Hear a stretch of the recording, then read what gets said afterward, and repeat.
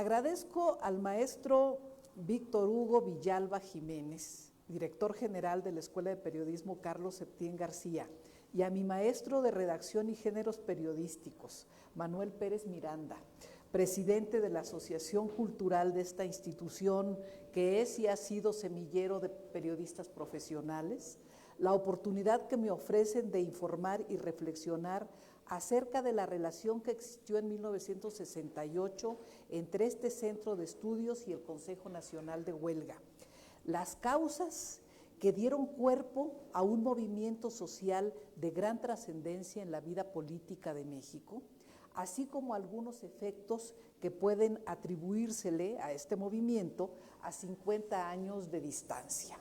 Agradezco la generosa presentación de la maestra Sousa. Me da mucho gusto que estemos aquí juntas porque tenemos viejos conocidos comunes. Y le agradezco al maestro Gutiérrez el seguimiento que ha dado a la cuestión de que esté hoy aquí con ustedes. Quiero dar un testimonio y les quiero decir que si no hubiera sido por el puntual seguimiento del maestro Gutiérrez, cuando empecé a hacer notas para esta charla, para esta conferencia, estuve a punto de decir que no, o sea, de negarme, porque voy a ser franca con ustedes.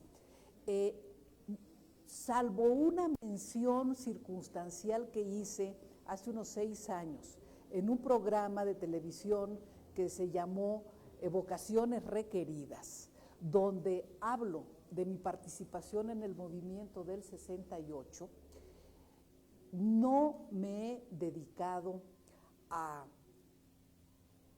vivir, a buscar testimonios, a buscar entrevistas, a dar charlas sobre esa participación estudiantil nuestra, por diversas razones.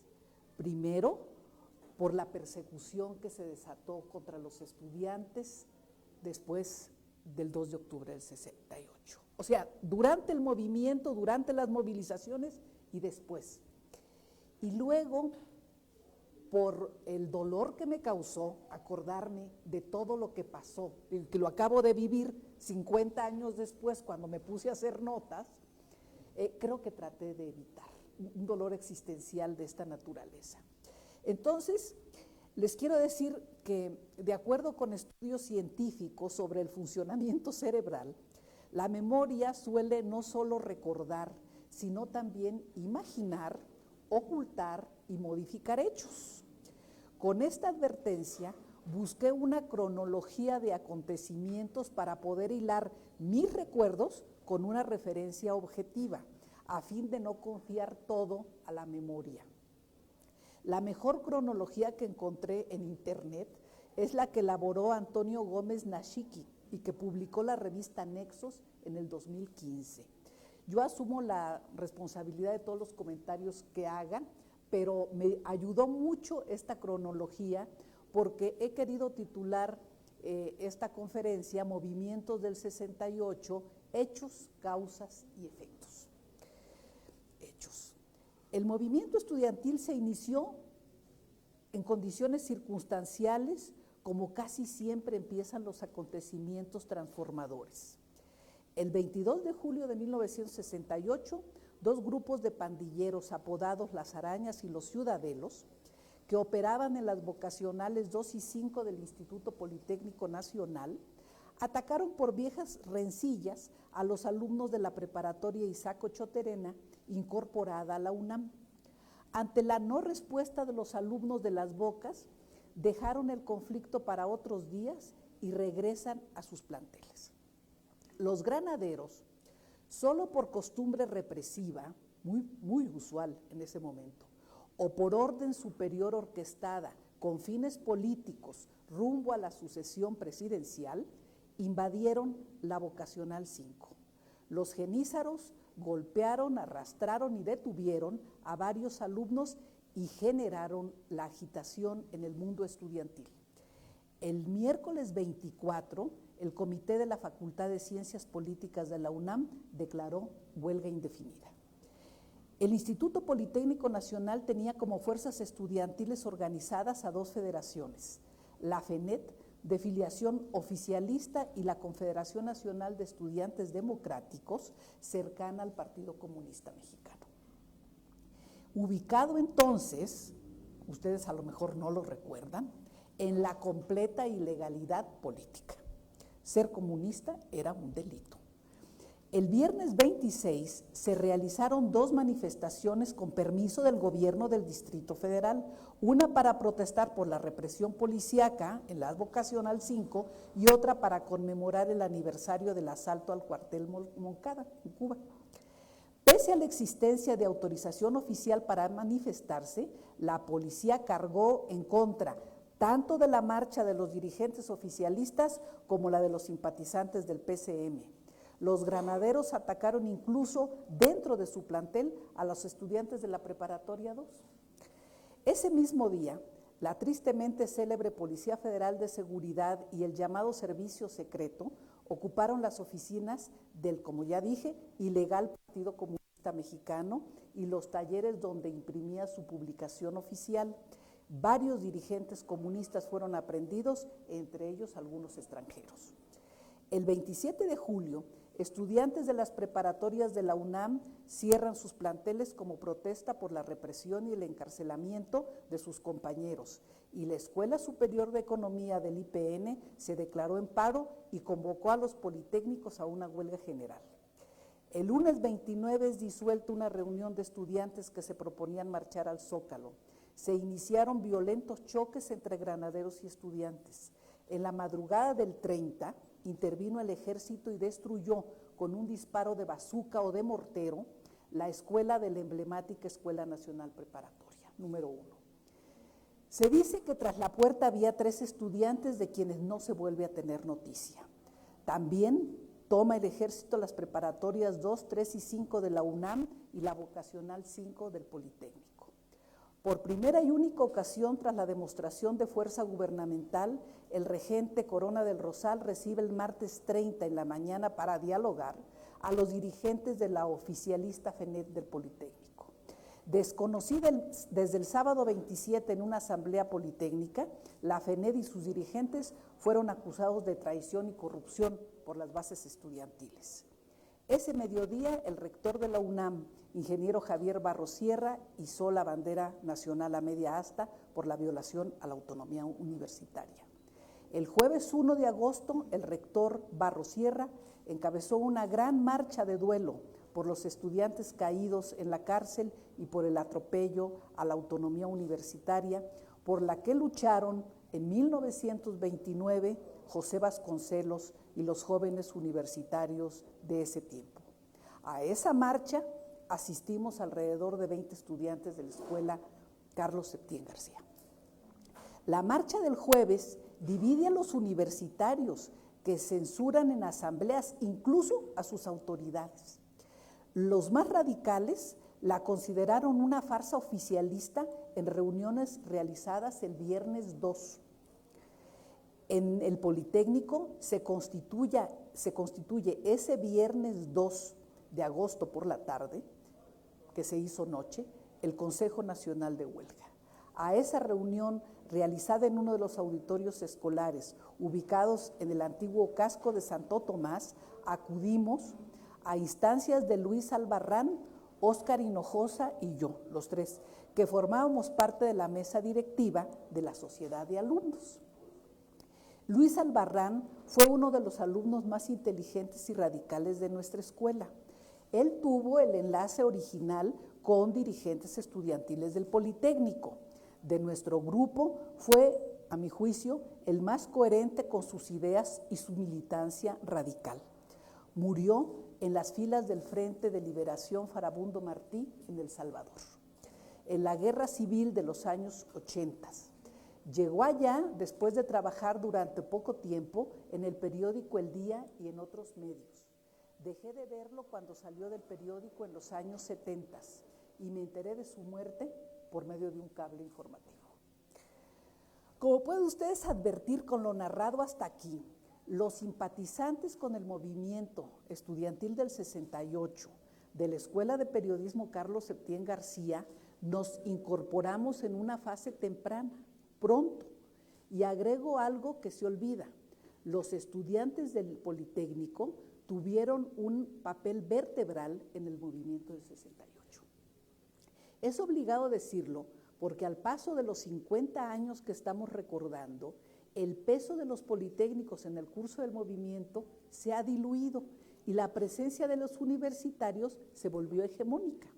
Ha sido así porque la actitud de las autoridades universitarias en defensa de la autonomía resultó paradigmática y dio mucha fuerza a los universitarios dentro del movimiento, porque la representación universitaria en el Consejo Nacional de Huelga era más destacada por la formación teórica y por la tradición de lucha.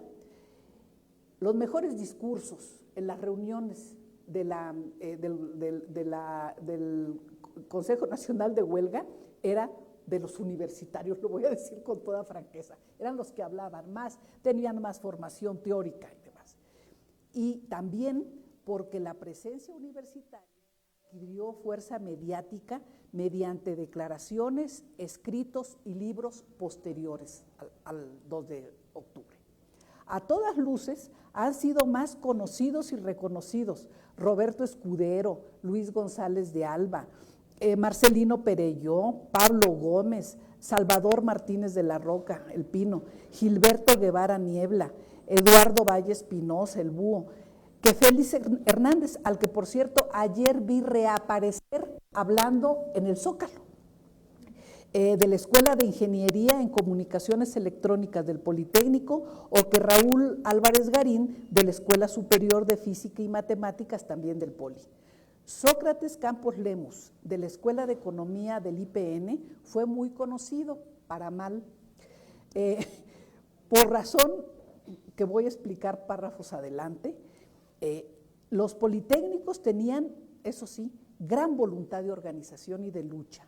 Su origen más popular que los estudiantes universitarios les dio fuerza ejemplar para defender las instalaciones del Politécnico y sostenerse, aunque también es cierto que no dieron figuras mediáticas y sus autoridades, dependientes de forma lineal del gobierno, se mantuvieron ruidosamente ajenas a la rebelión estudiantil.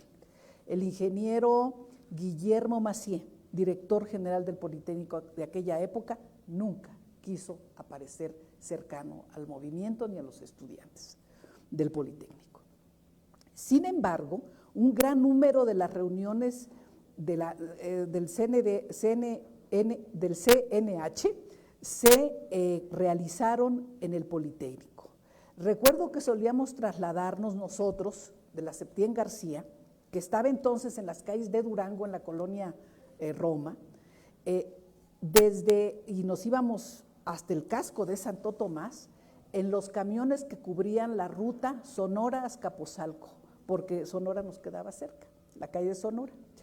En los primeros años de agosto, ya acordada la unidad estudiantil con la presencia de estudiantes del Politécnico, la UNAM, la Escuela Nacional de Agricultura de Chapingo, de la Escuela Normal, de la Septién García y de otras escuelas, decenas de escuelas, tanto de la Ciudad de México como del interior del país, se dio a conocer el famoso pliego petitorio que constaba de 6 puntos, y así están en este orden: desaparición de la FENET, de la porra universitaria y del muro. El muro fue un movimiento anticomunista que se formó en México, porque en esa época pues el comunismo era el enemigo a vencer, como ahora es el terrorismo islámico por parte del gobierno, los gobiernos de los Estados Unidos. Por cierto, en nuestra escuela y en nuestro grupo, en mi grupo, había un militante del muro. Se llamaba José, no me acuerdo, quizá por librarme de conflictos y enemistades a esta etapa de mi vida, pero se llamaba José, y más tarde fue autor de una columna que se publicó en el Heraldo de México.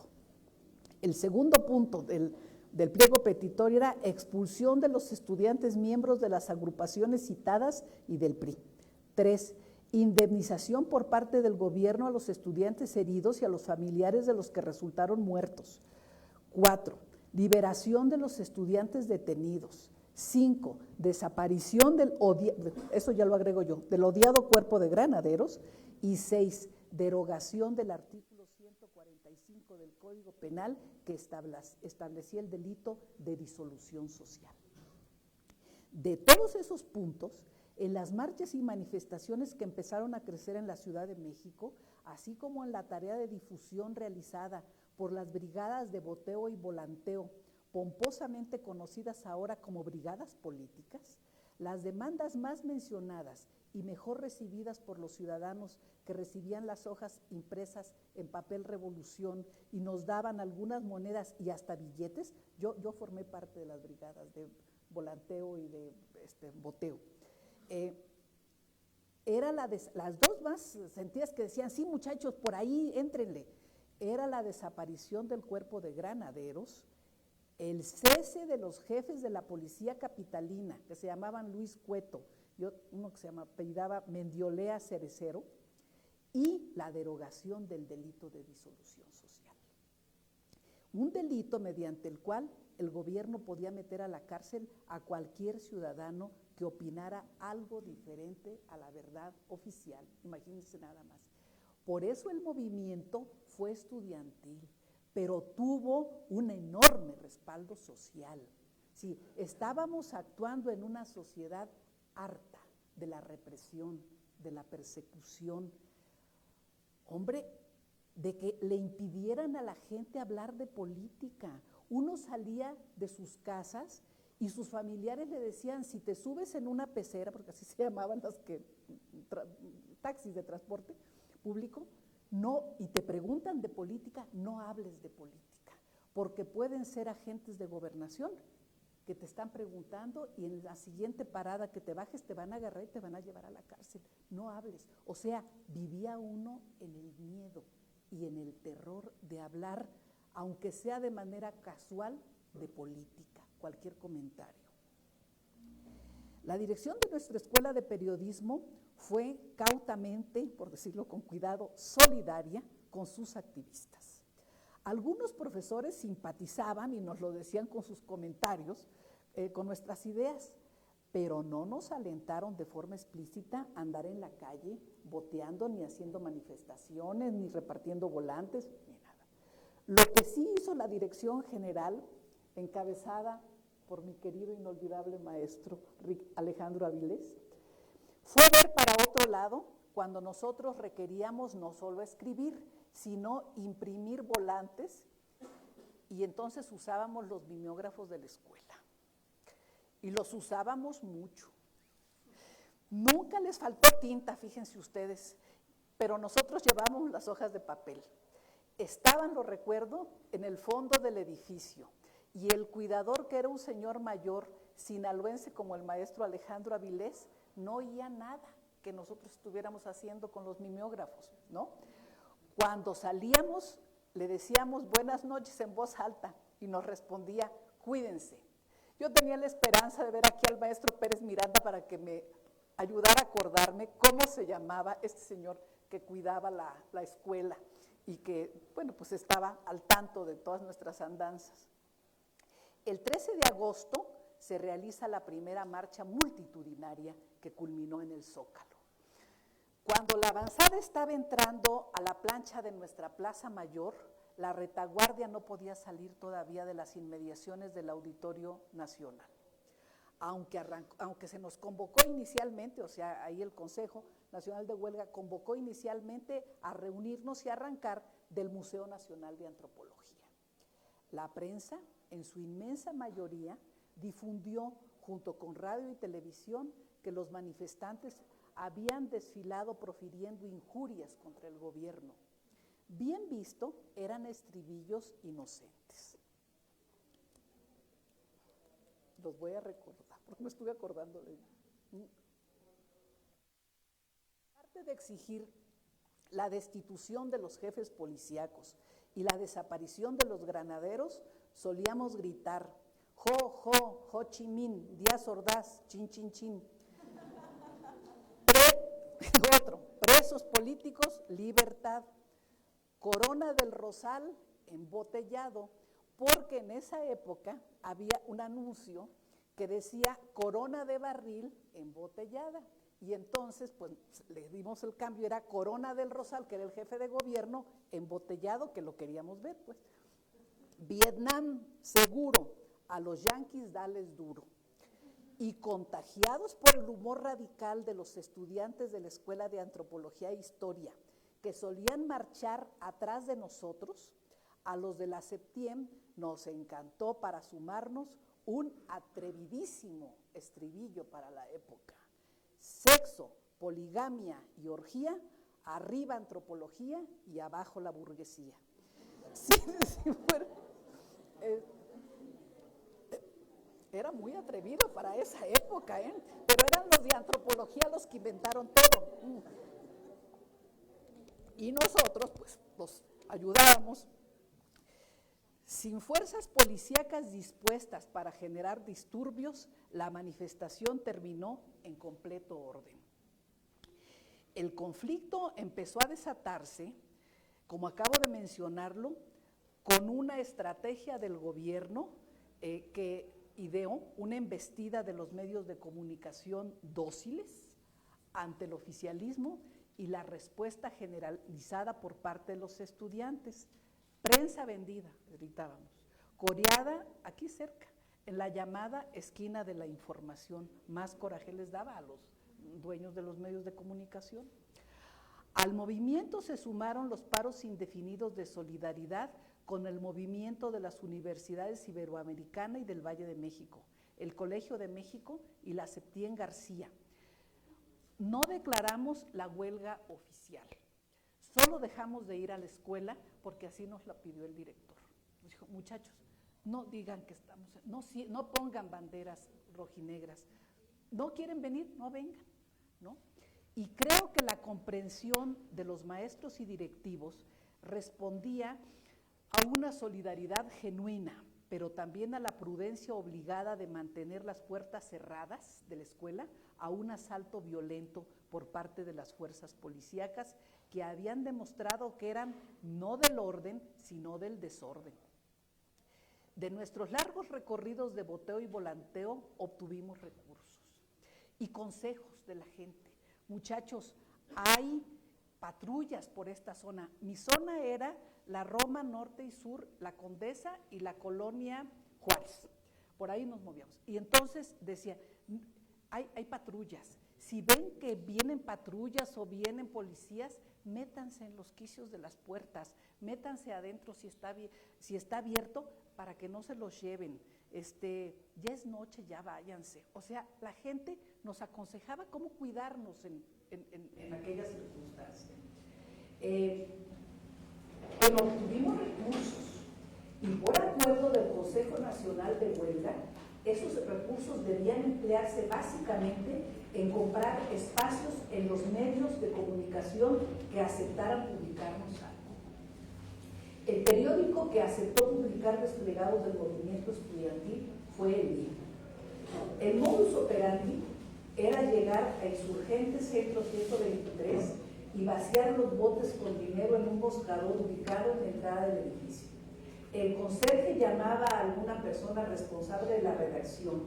Esta contaba el dinero que teníamos y nos decía, ¿cuál es su texto? Ya se lo entregábamos. Les alcanza para un octavo de plata, por decir algo. A la mañana siguiente buscábamos la inserción con ansiedad, la leíamos y en la siguiente reunión del consejo quedaba reportada en una libreta que había en la entrada y decía, aquí es tu papel y ya, nosotros cumplimos. O sea, como brigadistas creo que fuimos eficientes. ¿Sí? Esa conducta de los directivos del día a mí me movió a buscar trabajo en ese periódico, que además no tenía sección de sociales ni página policíaca, contenidos por los que nunca he sentido simpatía dentro de los medios de comunicación. Así transcurrió agosto hasta el 27, día de la gran marcha del silencio. No solo marchamos cientos de miles, las referencias básicas son 450,000 personas en un México que tenía la mitad de la población que tiene ahora. Marchamos en completo silencio para demostrar que lo nuestro no era solo una algarada, como dijo Díaz Ordaz en un discurso en Guadalajara, que lo nuestro era un movimiento en vías de organización sólida y con disciplina. Lo más estrujante, aparte del silencio que gritaba todo, fue que las aceras de Paseo de la Reforma, tanto en las aceras de los camellones como en las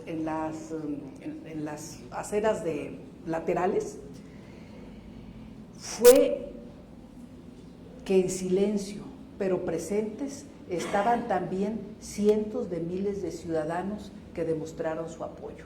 Nosotros calculamos que hubo un total de 1 millón de personas en esa marcha. Al finalizar el acto, en el que hablaron, entre otros, el ingeniero Eberto Castillo, Tomás Cervantes Cabeza de Vaca, que era el representante del consejo de la escuela de Chapingo, de Agricultura de Chapingo, Marcelino Perelló y Sócrates Campos Lemus, Campos Lemus, puso a votación que los manifestantes permaneciéramos en el Zócalo en espera de que ahí se realizara un debate público con el gobierno el 1 de septiembre, día del informe presidencial, a las 10 de la mañana. Aprobarlo a mano alzada fue un error político, a mi juicio. Y ahí había no solo estudiantes, sino que se habían infiltrado grupos de golpeadores, con un muchacho que empezó a gritar: vámonos, esta es una provocación. Un grupo de rufianes la emprendió a golpes. Cuando lo vi tirado en la plancha del Zócalo, mientras lo volvían a patadas, me detuve a intervenir gritando: déjenlo, lo van a matar. Fíjense nada más. Digo, ¿cómo me atreví a esas cosas? A mí los golpeadores no me agredieron.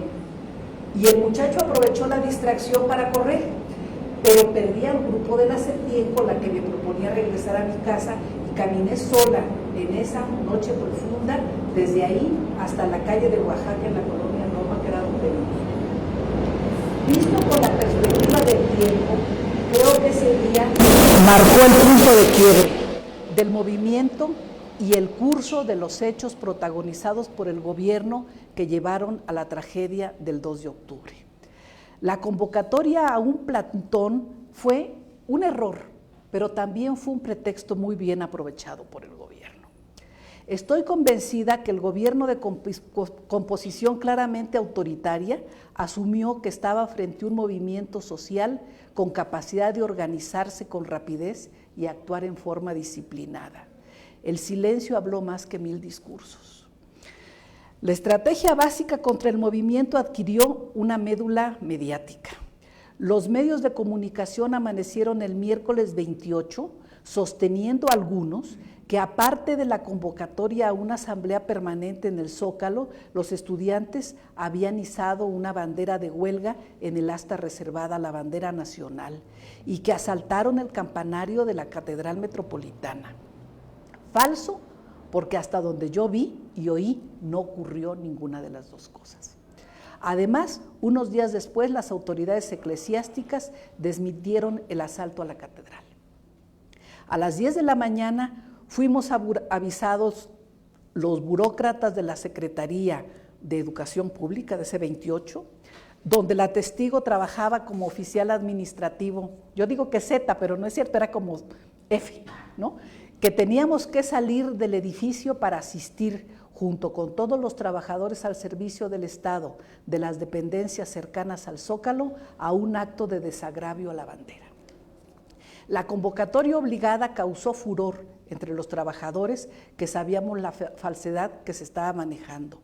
Un grupo compuesto por varias decenas nos paramos a los lados de la escalinata del patio central de la SEP.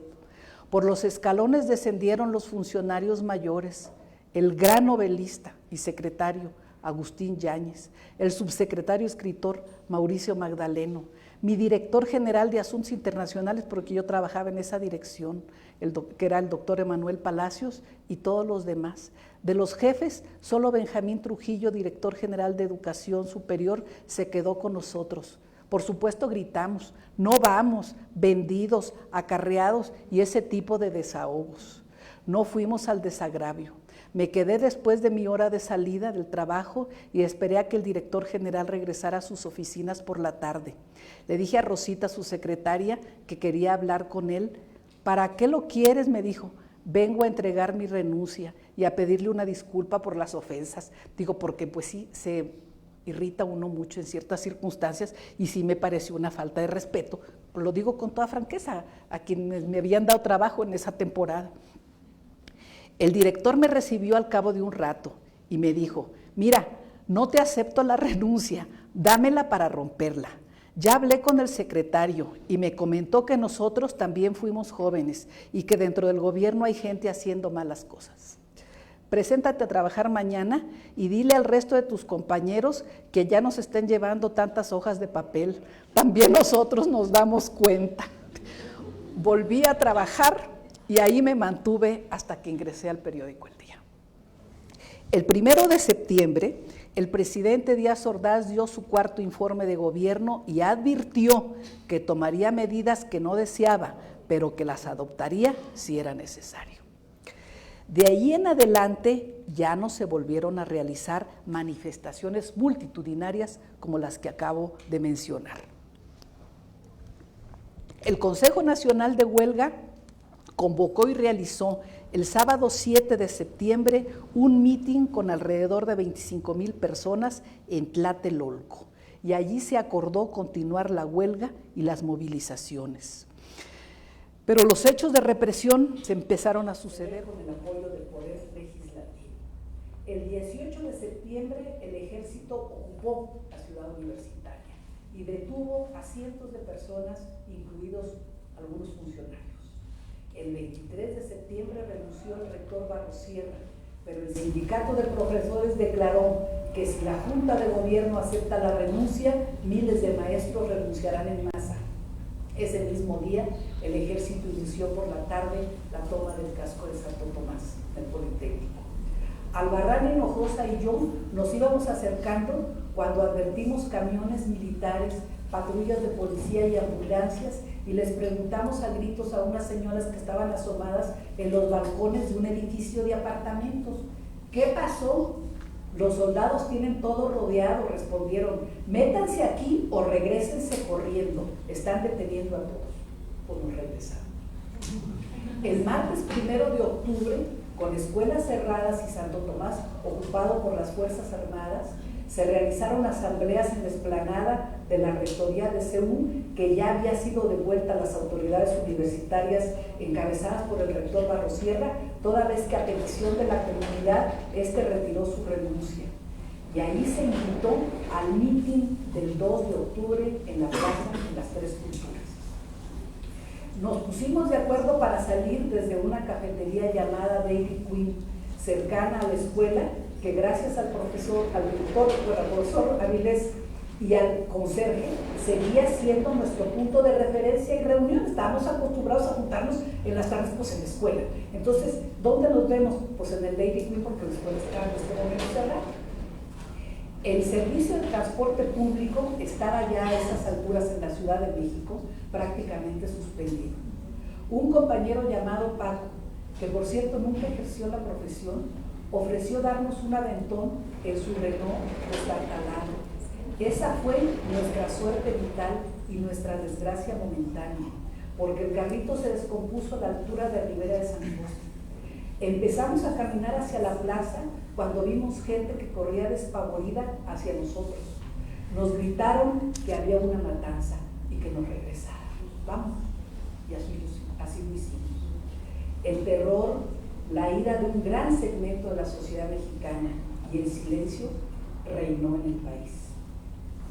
Los reporteros que estuvieron en la Plaza de las Tres Culturas no pudieron publicar nada en los periódicos, ni en la radio, ni la televisión.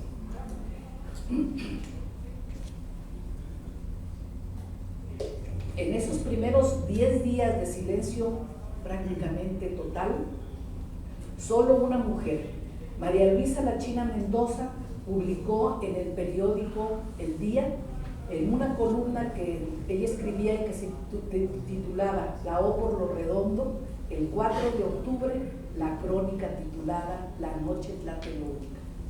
Ella habitaba la unidad habitacional de Tlatelolco y dio testimonio en ese texto del tiroteo, de los hombres armados con uniforme o vestidos de civil persiguiendo a los muchachos por los edificios y entrando a los departamentos donde los vecinos habían dejado que los estudiantes que pudieran se escondieran. Dio cuenta de las luces de bengala y de la balacera cruzada entre fuerzas armadas que tuvieron a los estudiantes como carne de cañón, y como fue una carnicería. También, por esos primeros 10 días, un caricaturista, Abel Quesada, que publicaba en Excelsior, publicó un cartón que era todo negro y decía ¿por qué? Nada más. El 12 de octubre empezaron las Olimpiadas en México, 10 días después. Así ocurrió esta tragedia que se incubó, a mi juicio, en 2 vertientes. Es cierto que la causa más mencionada entonces y ahora ha sido que fue la demanda de democratización del país, que además estaba siendo atizada por un gobierno autoritario. En ese punto se centraron las demandas abiertas del movimiento estudiantil que abrieron camino al desarrollo de la democracia mexicana. Pero también existió otra causa, menos mencionada, pero creo que es igualmente cierta. Era el fin de un ciclo de desarrollo económico que tras décadas de éxito había empezado a cerrar las puertas a la movilidad social que abrió primero, por la vía de la educación. En Tlatelolco también murió el milagro económico mexicano y el desarrollo estabilizador, que fueron 2 banderas muy conocidas por el gobierno, manejadas por el gobierno. A lo largo de décadas, en la fase posrevolucionaria del siglo XX, los campesinos y los obreros hicieron suya la idea de que si sus hijos iban a la escuela, cursaban una carrera media técnica o se convertían en profesionales dentro de las universidades y escuelas de educación superior, cambiarían de clase social, mejoraría su ubicación social y podrían integrarse a las clases medias. Los jóvenes que pudieron recorrer esa vía de ascenso la valoraron, pero la senda se fue angostando y se llenó de piedras. En 1971, 3 años después de la tragedia del 2 de octubre, el economista, sociólogo y profesor de la UNAM, Francisco López Cámara, publicó en la editorial Joaquín Mortiz un libro que, a mi juicio, fue a la raíz socioeconómica del movimiento del 68. Lo tituló El desafío de la clase media. En un marco global advierte que se ha confiado demasiado en la segunda revolución industrial, pero se ha ignorado el impacto del crecimiento demográfico. El resultado es que para las generaciones jóvenes, lo cito, la alternativa se va acortando en proporción directa al desarrollo de la técnica y la productividad.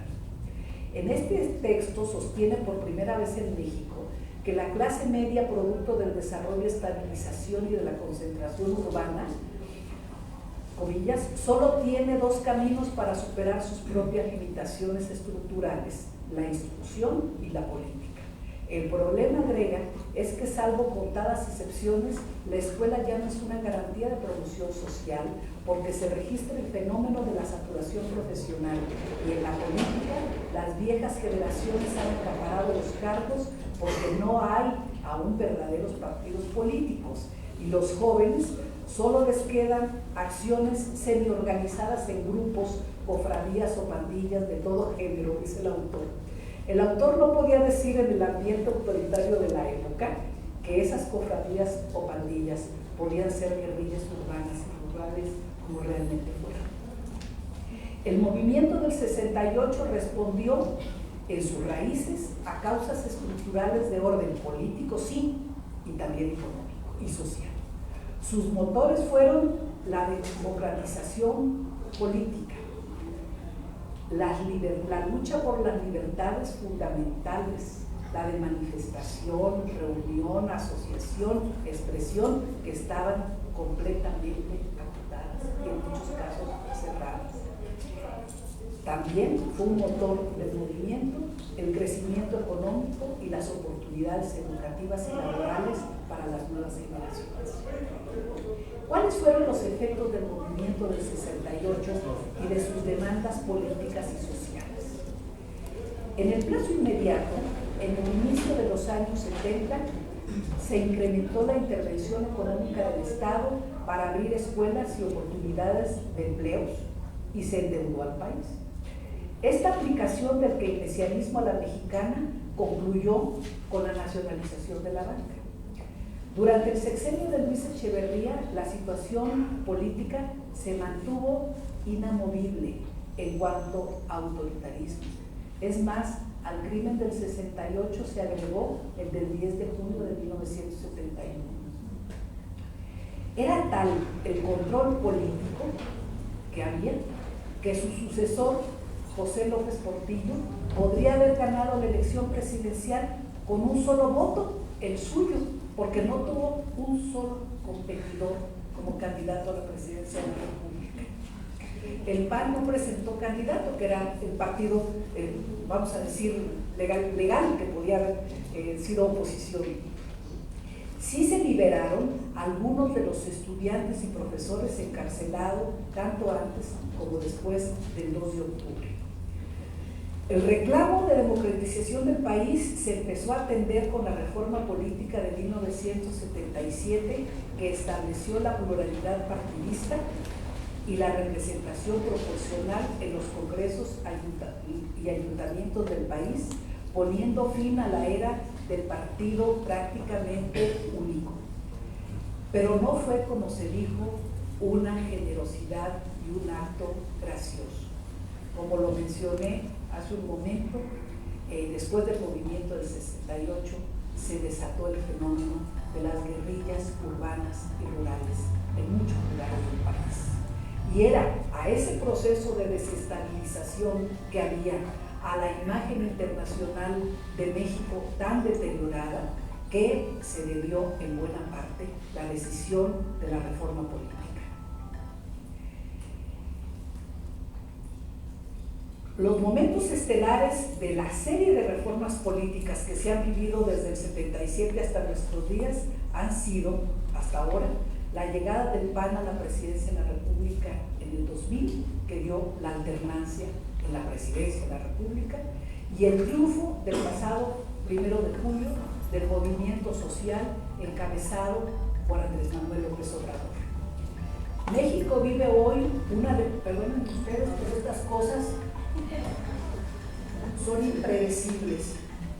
No sé qué está pasando. Perdón. México vive hoy una democracia de acuerdos con los cánones internacionalmente aceptados. Hay comicios periódicos, elecciones libres, respeto a libertades fundamentales y a los derechos ciudadanos, órganos autónomos para la calificación electoral, reconocimiento de los derechos humanos, cuotas de género para alentar la participación política activa de las mujeres, de los sectores lésbico-gay, así como cuotas para la representación de la población originaria, aunque persista en estos 3 últimos casos la tradición de las Juanitas, la presencia de varones que se declaran transexuales sin serlo, o los mestizos que se disfrazan de indígenas para ocupar una candidatura.